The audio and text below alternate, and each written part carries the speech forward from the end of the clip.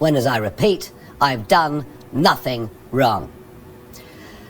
I've thought about it hard, and I've decided today I will resign as a Member of Parliament for Clacton-on-Sea, thereby forcing a by-election. Buongiorno freaks and geeks, welcome back to the channel. Nigel Farage, part-time politician, full-time Thunderbirds character, triggered this by-election to prove he's the people's champion, and his constituents have seen him more than once since 2024. Instead, every major party walked away. His only opponent right now, an alien from Sigma 9. So here's the predictable disaster. Farage is currently under investigation by the Parliamentary Standards Commissioner. The crypto billionaire gifts, the undeclared freebies from Posh George, or son maybe, I don't know. I covered this in my previous videos, but while that investigation is running, he decides in the most genius way to resign his Clacton seat and trigger a by-election.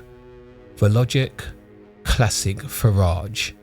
Up the rah! Force every party to field a candidate against him, cast himself as the victim of an establishment pylon, win big, and then use that mandate to say, see, I've managed to fool the people again.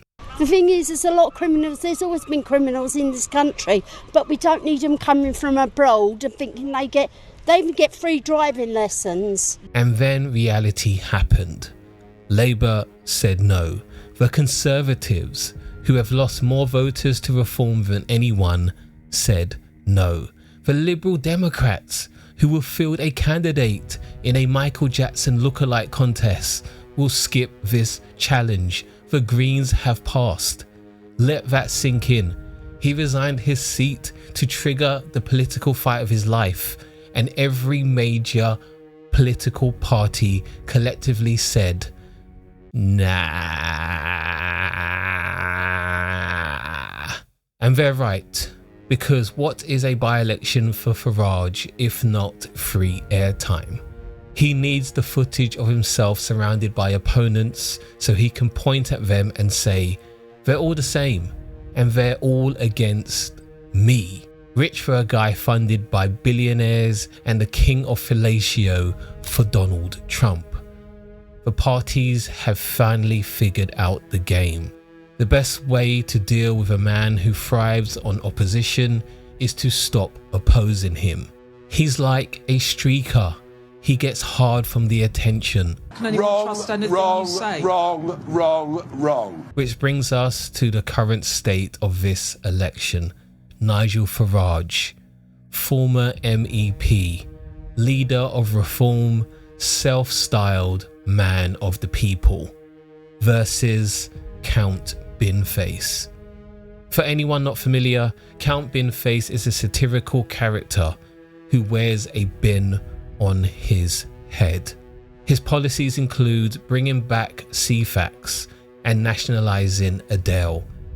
He stood against Theresa, I'm just a vicar's daughter, May. He stood against Boris, there's never been a woman I've never cheated on, Johnson. And now he is the most recognisable political figure willing to stand between Nigel Farage and a parliamentary seat. I mean, golly. Nigel Farage, a man who genuinely believes he should be Prime Minister, is going to be standing on a stage next to a rejected Doctor Who character. And the worst part, Count Binface is going to get votes. Not enough to win, I don't think. This is Clacton, not a fever dream. But every Binface vote is a protest against the farce Farage created. Every one of them says, you wanted a circus, let the clowns roam free. Now, will Farage actually lose? Probably not. 9 times out of 10, Farage wins. But that doesn't stop me thinking about the 1 in 10. I'm not thinking about it because Farage is actually taking the campaign seriously, or Parliament saying that Count Binface will be unmasked in the House of Commons if he wins. If you got elected, do you realise that you would not be able to wear your current facial covering? The Commons rules, which I've got in front of me here, are very, very clear. Or even that Count Binface gave the sensible talking point of saving the taxpayer 380 grand if he wins. It costs roughly 348,000 Earth pounds to run a by-election, and there's a quite strong possibility there would be a second by-election if Farage were to win. So I can say here now on live BBC television, by voting Binface, you are saving the British taxpayer 350 grand. You can put that on the side of a bus, and I haven't done anything. It's a win-win. I'm hoping for that 1 in 10 because Farage fans are going out of their way to speak about the man behind the character, as if there are actual human beings that believe Count Binface truly comes from Sigma 9 to participate in human electoral politics.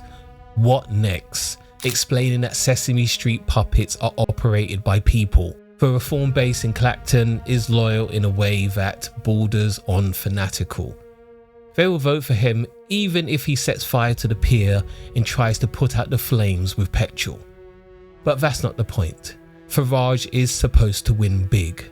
This was meant to be a coronation. He was supposed to crush 5 or 6 opponents and declare the establishment finished. Instead, he is going to win against nobody.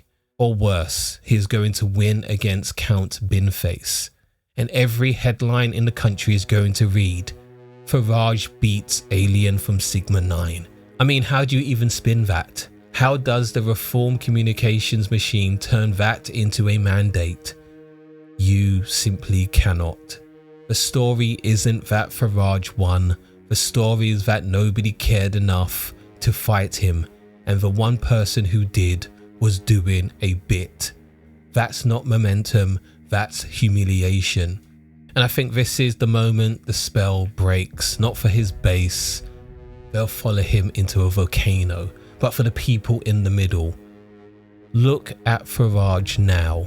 Under investigation, billionaire friends exposed, a by-election no one showed up to, and his only opponent is a joke candidate who is objectively more entertaining than he is. The political class has learnt the lesson. You don't fight noise. You let it tire out like a toddler. What happens next? Farage wins, obviously. Maybe. Count Binface gets about 2 to 3% of the vote, which is simultaneously hilarious and damning. Farage tries to spin it as a victory, but he's proven something worse than unpopularity. He's proven he's avoidable. The establishment has stopped being afraid of him. Don't feed the troll. Don't give him the opposition he craves, he's obsessed by. Just let him stand on that stage, alone with an alien from Sigma 9, and watch the whole thing collapse under the weight of its own absurdity. It's beautiful. After years of Farage positioning himself as the only honest man in a corrupt system, that same corrupt system has shown you can outlast your welcome, especially when you play the fake revolutionary. But that's what I think. What do you think? Is this the moment the Farage spell breaks, or does he come out stronger? Please tell me down below. I would love to read it. If you stayed with me to this point, despite the change in format, thank you so much. I really appreciate the support. If you like audiobooks, I have voiced one on spotting red flags early in relationships, link in the description below. And remember, once we understand politics, we will make better choices. Don't forget to hit the buttons for like, subscribe, and I will see you very, very soon. Ciao.